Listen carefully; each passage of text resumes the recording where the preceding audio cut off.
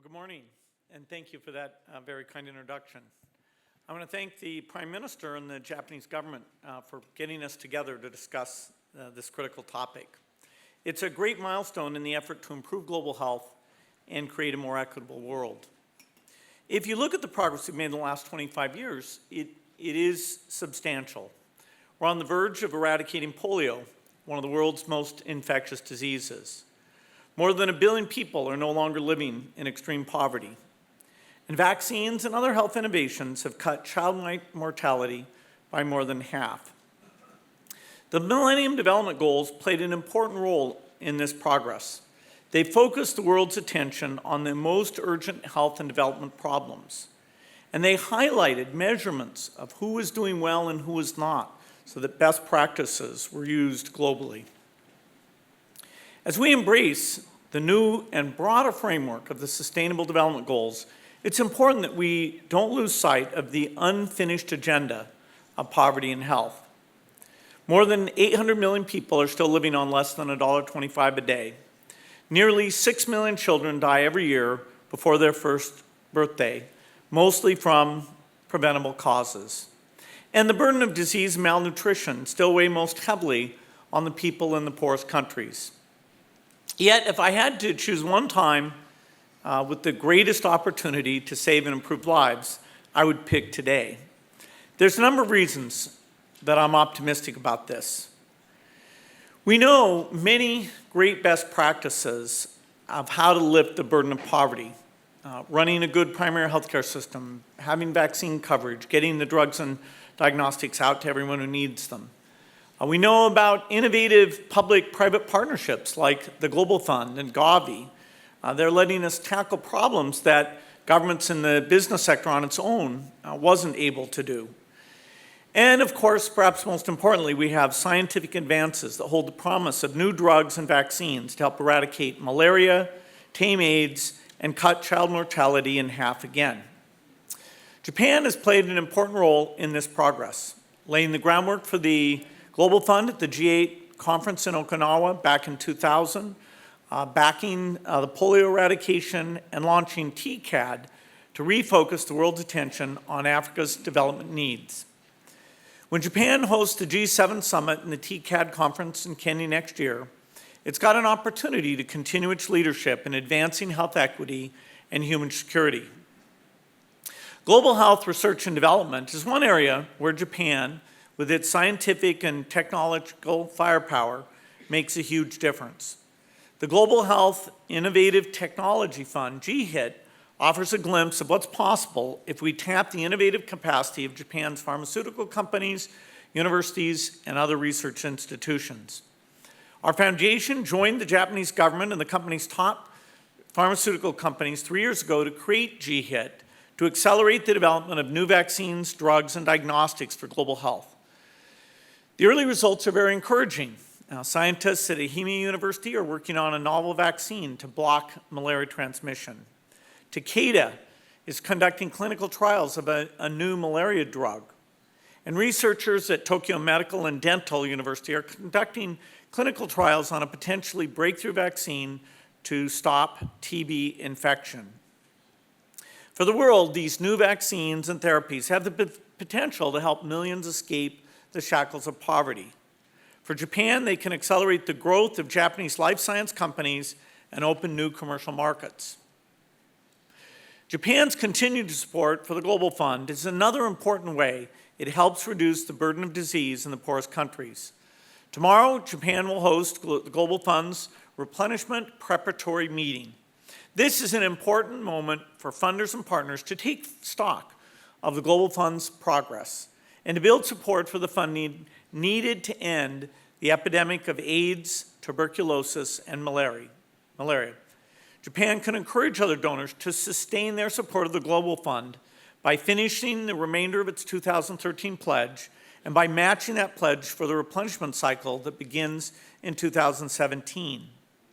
Every $100 million contributed to the Global Fund saves over 60,000 lives. As somebody who spent more than 30 years in business, I put a high priority on results, and I consider that an incredible return. The Global Fund is one of our foundation's largest investments because it's a highly effective way to get life-saving health solutions to the people who need them most. One of the reasons it's been so successful is that it's been seen from the beginning that in addition to fighting these 3 diseases, we have to help poor countries strengthen their health systems. This approach has enabled countries with the large burden of these 3 diseases to have extra resources to build up overall training and health systems capability. More than 1/3 of Global Fund investments go to help countries build health systems. One approach is the use of integrated care. For example, Global Fund is working with UNICEF to assure that when parents take children to a clinic with high fever, the children are evaluated for a variety of possible causes and given the right treatment. This is especially important in countries where children with malaria and severe pneumonia often show similar symptoms. Also, Global Fund's integration of HIV and TB testing, treatment, and funding is another important advance in improving the quality and cost-effectiveness of essential health care.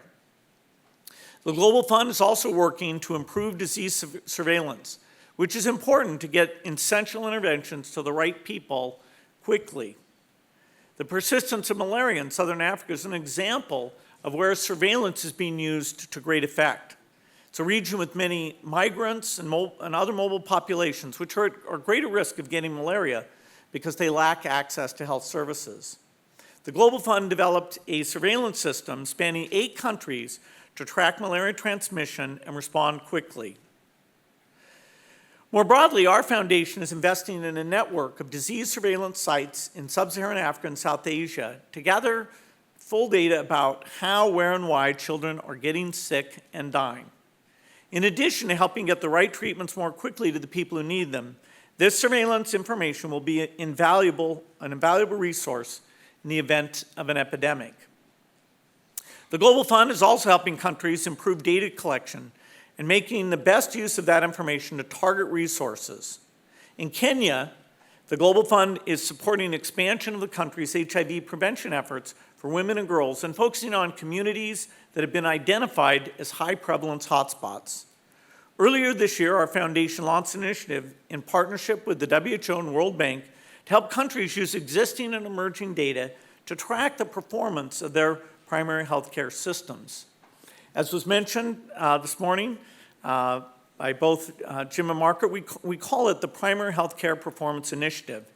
And at the center are 25 vital signs that measure the well-being of a country's primary healthcare system, in the same way that we in health measure body temperature, heart rate, and blood pressure.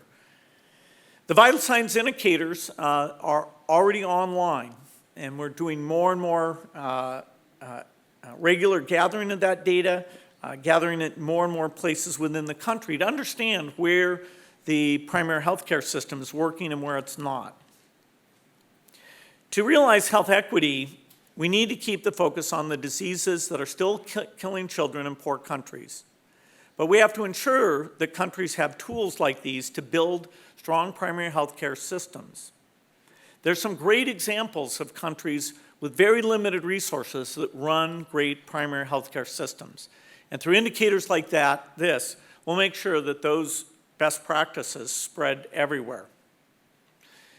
Next year, Japan will host the G7 Summit, and as well as a meeting of G7 health ministers and the TICAD conference, which will be held for the first time in Africa. The global community will look to Japan for leadership as we transition from the MDGs to the SDGs. Japan can help keep the world focused on continuing the progress we've made in global health. Millions of lives depend on it. We look forward to Japan's continued strong support for the Global Fund.